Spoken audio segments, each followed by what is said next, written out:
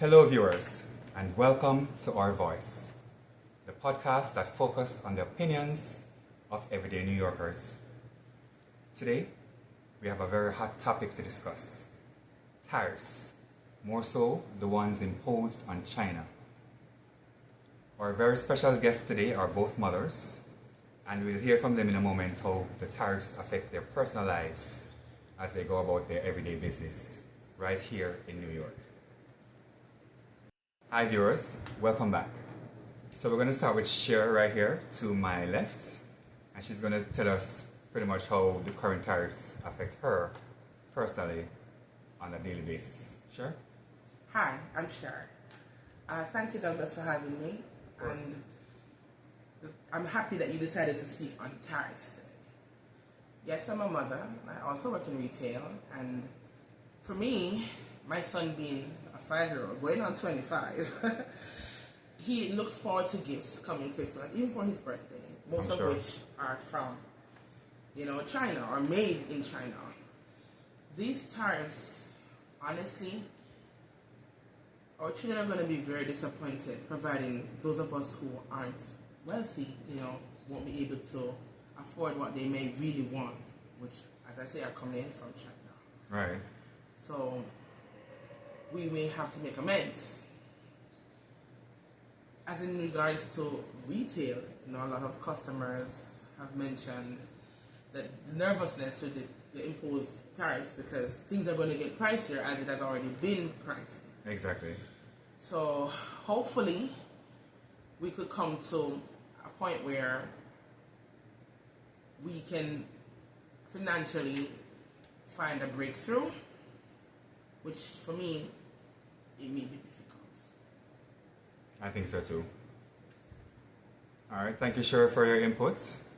And when we come back from this break, we're going to have Kenisha, and she's going to give us her input on how the current tariffs are affecting her on a daily basis. Welcome back, viewers, to Our Voice.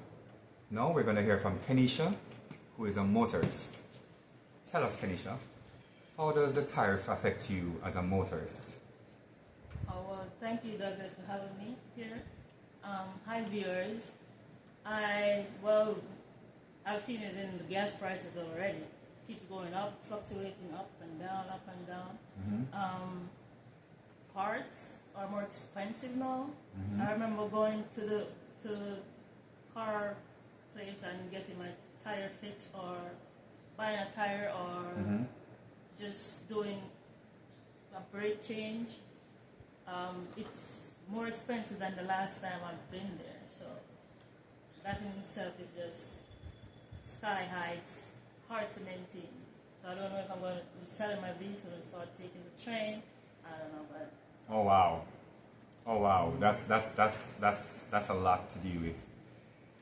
For me personally, I'm not sure that us as Americans or America is in a position to be imposing all these hefty tariffs on China, just because we import so many things from there. And so, yes, we do have some factories, because my Professor Jacobs, thank you so much for reminding me that we do have factories here in the United States. But based on the amount of goods and services that we import from China, I don't think that the amount of factories that we have here is enough to sustain the entire nation, and hence the heavy dependency on goods from China.